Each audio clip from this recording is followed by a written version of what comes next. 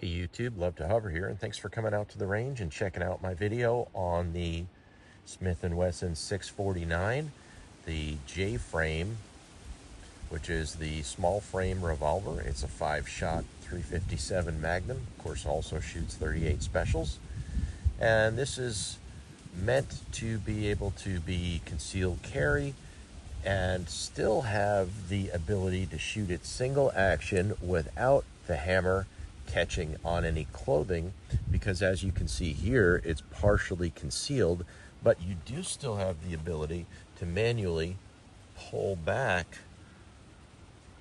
the hammer and cock it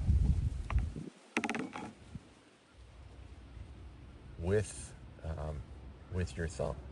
So I'm going to pull the trigger here. It's already been safety checked, but you'll see the hammer drop. There it goes. So when you do that, you have a nice light trigger pull of probably around 3.5 pounds, 4 pounds. I do have the XS Big Dot sight on here, which has a little bit of a tritium vial in there so you can see it in the dark, and more or less of just a gutter sight that's on the back. This is, again, Smith & Wesson, made in Springfield, Massachusetts. On this side, I do have the key lock hole on there, so this is not an older model. This is one of the relatively new ones in the last 15 years. But for a J-frame, this is all stainless steel, so it's heavy for the size of it, but the grip that's on here does help reduce a lot of the recoil. So a couple different things. We're going to shoot some 38s, and then I'll shoot some full power 357s and let you get a closer look. Maybe this is something you might want to get. You'll hear people sometimes refer this as the hump back, again, because the humped back, where normally the hammer would be exposed, it's concealed beneath this little back edge here, and it is also possible to lower the hammer.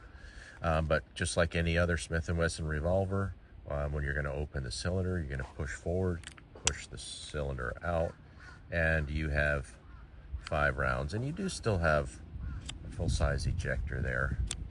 I've got some 38 rounds now that are 130 grain full metal jacket.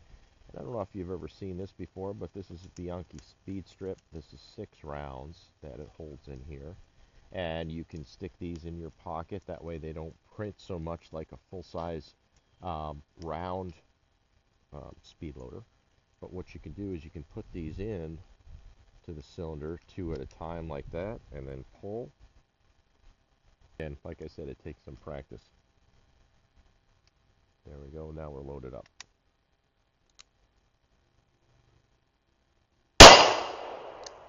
Definitely less recoil.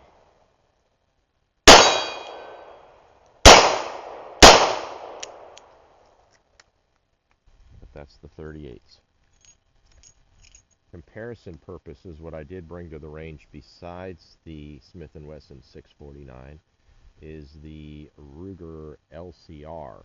So these are basically competing pistols as far as the companies that make them. They are approximately the same size, 5 shots. Again, this is 38 and 38 plus P. This is 357. But the size of them are very close to each other. The weight is what's quite different about them.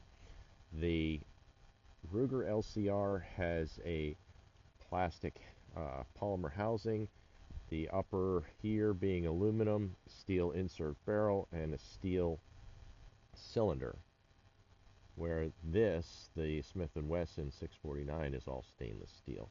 So if you're going to carry something around all day, the LCR might be something you'd rather do, because it's definitely a lot lighter. It's so light, I actually forget that having it on a lot of times if I'm carrying that around. So it is definitely more comfortable. And but if you want full power 357 loads, I definitely tell you this is the way to go. Thanks for joining me today. come on back to the range anytime. And please, if you could, like, comment, share, and subscribe. The thumbs up definitely helps the channel, helps to get the word out there.